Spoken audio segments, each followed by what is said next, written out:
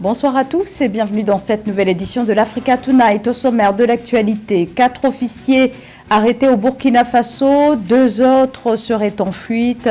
Ils sont soupçonnés d'être impliqués dans une tentative de coup d'État qui aurait été déjouée par le gouvernement près d'1 an après le coup d'État qui a porté au pouvoir le capitaine Ibrahim Traoré.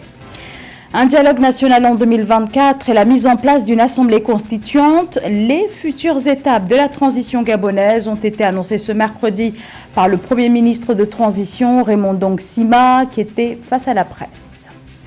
Le choix est fait. La Coupe d'Afrique des Nations de football 2025 est attribuée au Maroc. Celle de 2027 sera quant à elle organisée par 3 pays d'Afrique de l'Est, le Kenya, l'Ouganda et la Tanzanie.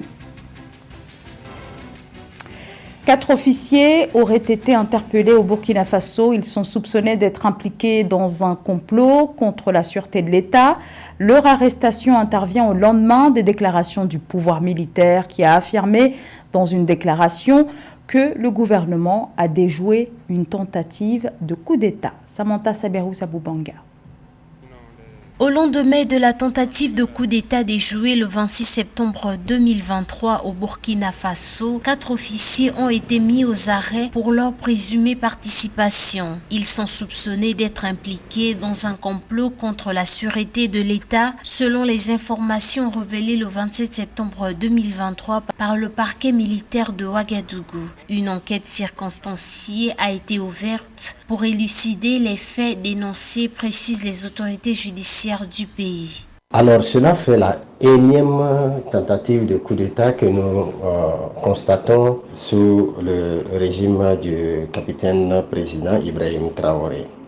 Il y a lieu de se poser des questions et des interrogations afin de savoir qu'est-ce qui va, qu'est-ce qui ne va pas. Aujourd'hui, l'armée nationale du Burkina Faso a besoin d'être unie, d'être solidaire, d'être focus sur la lutte pour recouvrer la souveraineté nationale. À la tête du Burkina Faso, depuis le 30 septembre 2022, le capitaine Ibrahim Traoré est arrivé au pouvoir à la suite d'un coup d'État qui a renversé le lieutenant-colonel Henri-Paul Sandaogo Damiba. Il s'agissait du 2e coup d'État en l'espace de 8 mois dans ce pays en proie à l'insécurité. L'officier pointait la situation sécuritaire délétère du pays comme raison principale de son putsch. En effet, le Burkina Faso, où 1135 personnes ont perdu la vie, dont 310 attaques terroristes en 2022, est le pays le plus touché par le terrorisme dans le monde en termes de victimes, selon l'indice mondial du terrorisme 2023. Nous, qui sommes le bas peuple, nous demandons, c'est de faire en sorte que les bisbilles entre militaires n'impactent pas l'action sur le terrain. Lorsqu'il y a ce genre de tentative de coup d'État, il faut que l'autorité se mette en branle pour faire des enquêtes idoines, rapides, pour situer les populations sur les tenants et les aboutissants de ces coups d'État. En clair, il faut révéler la vérité des faits et donner toutes les chances aux parties impliquées de pouvoir faire valoir leurs droits. Au regard de la récurrence des velléités et autres allégations de déstabilisation, le parquet militaire invite toute personne susceptible de fournir des informations pouvant contribuer à la manifestation de la vérité à venir témoigner. D'autres acteurs présumés impliqués dans ces tentatives de déstabilisation sont toujours activement recherchés. Au Gabon, le Premier ministre de transition, Raymond Ndong Sima, a annoncé la tenue d'un dialogue inclusif, des assises qui pourraient se tenir entre avril et juin 2024, annonce faite près d'1 mois après le coup d'État contre Ali Bongo Ondimba. Et selon le Premier ministre, ce dialogue aboutira à la mise en place d'une assemblée constituante qui aura donc pour mission de rédiger la future constitution. Aïcha Moyouzam.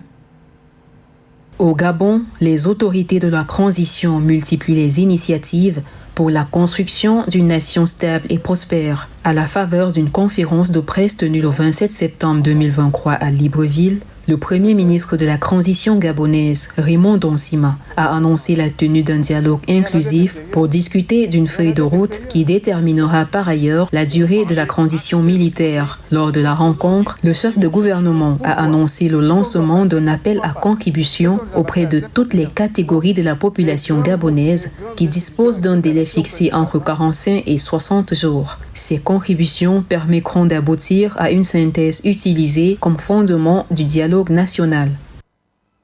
Je vais lancer l'appel à contribution. Lundi, mardi ou mercredi au plus tard. Ce sera fait. Ce sera fait par voie de presse, ce sera fait par tous les moyens. On va indiquer clairement ce qu'on attend et indiquer le lieu où vous allez déposer, où les gens vont déposer. D'après le Premier ministre, les contributions permettront de mettre un terme aux adaptations de convenance des règles à des schémas subjectifs afin que toutes les voix soient entendues et utilisées pour participer au développement du pays. Ce que je vais demander, c'est une contribution écrite en deux parties. D'abord, votre diagnostic. Quelle est votre appréciation de la situation? Qu'est-ce que vous critiquez ou bien qu'est-ce que vous acceptez? Et ensuite, quelles sont vos propositions de solutions?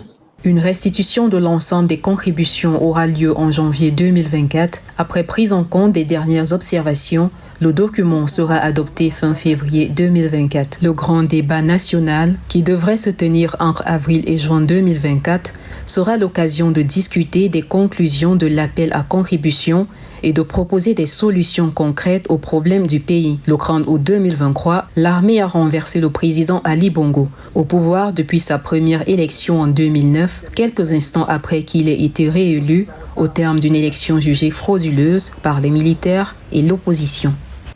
Le Cameroun reste aux prises avec les répercussions des incursions du groupe Boko Haram. La région de l'extrême nord est secouée depuis 2013 par le conflit dû au groupe terroriste dont l'origine et l'épicentre sont le nord-est du Nigeria.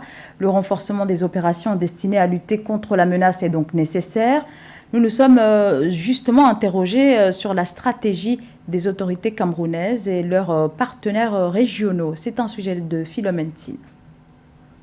Le Cameroun, tout comme les autres pays membres de la Commission du bassin du lac Tchad, reste pleinement engagé dans la lutte contre Boko Haram. À cet effet, un plan sécuritaire visant à renforcer la coordination et la coopération entre les forces de sécurité des pays concernés a été adopté. Malgré les progrès réalisés, il est important de continuer à renforcer la coopération régionale afin de parvenir à une éradication complète de cette menace et de permettre le retour à la paix durable dans la région, indique le gouvernement camerounais. Les violences de Boko Haram au Cameroun ayant déclenché une crise humanitaire majeure ont forcé plus de 322 000 personnes à quitter leur foyer depuis 2014, selon les Nations Unies. Sur le plan sécuritaire, la lutte contre Boko Haram se poursuit activement. De concert avec les pays membres de la force multinationale mixte de la Commission du bassin du lac Tchad. Les résultats de ces efforts sont déjà observables sur le terrain, même si des efforts supplémentaires devraient être consentis.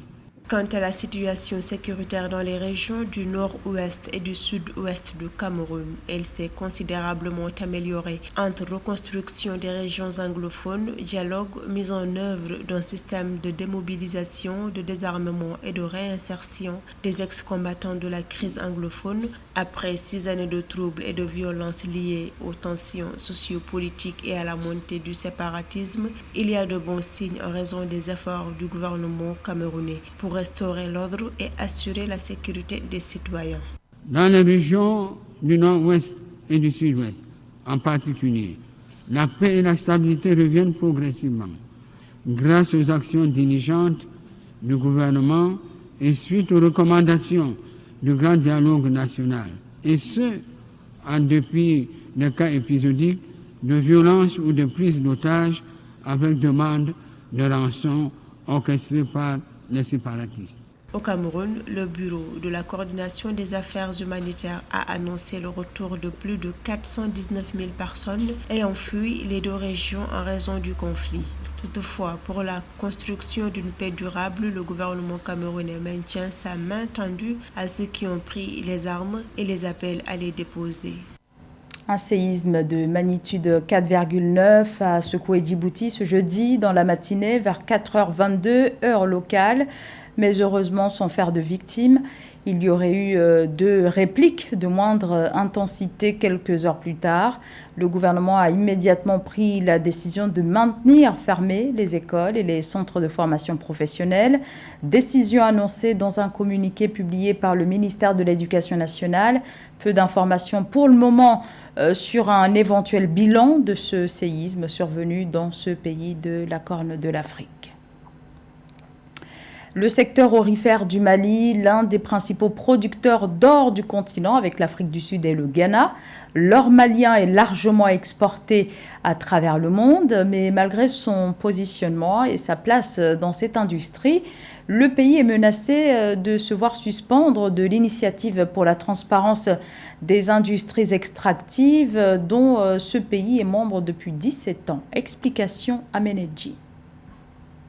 Riche en ressources minérales telles que l'or, le phosphate, le calcaire, le Mali est actuellement en quête de validation à la norme ITIE, Initiative pour la transparence des industries extractives pour l'année 2019. Cette dernière promeut la transparence dans les secteurs extractifs en exigeant la publication régulière et détaillée des paiements des entreprises extractives au gouvernement et des revenus perçus par ces derniers. En optant pour la recherche d'une certification ITIE, le Mali veut s'ouvrir de plus en plus à la compétition internationale, car de plus en plus les zones minières aujourd'hui dans notre sous-région sont de plus en plus aujourd'hui en émergence. Donc voilà autant d'enjeux qui peuvent justifier une telle initiative. Il faut aussi déjà rappeler que le Mali n'est pas sa première initiative par rapport à l'ITIE. Le gouvernement avait déjà engagé par le passé d'obtenir des certifications. Et malheureusement, des thématiques liées au travail des enfants dans les mines, notamment les mines artisanales, ont fini par plomber les efforts du gouvernement malien. Avec une production de 63,7 tonnes d'or en 2023, le Mali, malgré les efforts consentis pour promouvoir la transparence dans son secteur minier, est menacé de suspension de l'ITIE, un organisme dont il est membre depuis 2006. Ceci en raison notamment aux préoccupations soulevées autour des contrats miniers, leurs conditions d'octroi et leur publication, ainsi qu'au refus de certaines sociétés minières qui protègent leur investissement et leurs actionnaires. Pour se mettre à l'abri de la menace de suspension qui pèse sur la tête d'un pays comme le Mali, à mon sens, pour ce qui est de l'initiative ITIE, il faudrait que les autorités maliennes jouent la carte de la transparence jusqu'au bout. Transparence dans la contractualisation, transparence dans la sélection, parce que généralement, le gros du problème, c'est celui de se livrer parfois à des magouilles, et on fait venir maintenant un opérateur qui prétendument serait l'as dans le domaine de l'exploitation minière. Donc pour moi, il est question que le gouvernement malien joue à fond la carte de la transparence. La validation à la norme ITIE devrait permettre au Mali de renforcer la confiance des investisseurs dans le secteur minier. Cela ouvrirait également la voie à une meilleure utilisation des revenus miniers pour le développement socio-économique du pays. L'organisation de la Coupe d'Afrique des Nations de football pour les éditions 2025 et 2027. La 35e édition de la compétition est attribuée au Maroc. Cette attribution est intervenue peu après le retrait inattendu de l'Algérie, laissant alors le Maroc seul en lice. Et en ce qui concerne la CAN 2027, elle sera quant à elle organisée par 3 pays, le Kenya, l'Ouganda et la Tanzanie. Une première pour la région Afrique de l'Est depuis 1976. Joseph Douglas. C'est mercredi 27 septembre que la CAF a dévoilé les pays qui organiseront les prochaines Coupes d'Afrique des Nations Total Energy. En 2025, ce sera le Maroc et celle de l'édition 2027 au ticket réunissant le Kenya, la Tanzanie et l'Ouganda. Le comité exécutif de la CAF, COMEX, a été impressionné par la qualité des présentations des pays candidats et des rapports de Roland Berger et de PwC. Nous tenons à féliciter le Maroc, le Kenya, la Tanzanie et l'Ouganda. Nous sommes convaincus qu'ils rempliront tous les critères que nous avons fixés pour la réussite de l'organisation respective des CAN attribuées. L'attribution des Coupes d'Afrique des Nations 2025 et 2027 s'est faite avec les rapports détaillés des cabinets d'évaluation indépendants qui ont visité et évalué les pays candidats. Le cabinet indépendant Roland Berger a mené les évaluations pour l'organisation de la CAN 2025 et pour la CAN 2027. C'est le cabinet PricewaterhouseCoopers, PwC, qui dirigeait les opérations. Je suis également heureux que notre engagement, qui permet à chacun des 6 zones composantes la CAF d'accueillir une CAN, soit mis en valeur par l'attribution de l'édition 2027 au Kenya, à la Tanzanie et à l'Ouganda, membres de la zone CECAFA. La dernière fois que cette région a organisé un tournoi, c'était en 1976 en Éthiopie. Monsieur Véron Mosango Omba, le secrétaire général de la CAF, se rendra au Maroc, au Kenya, en Tanzanie et en Ouganda afin de discuter et de s'assurer que les engagements pris par les pays organisateurs des dites compétitions soient bien respectés. C'est la fin de cette édition. Merci de nous avoir suivis. L'information continue sur Africa 24.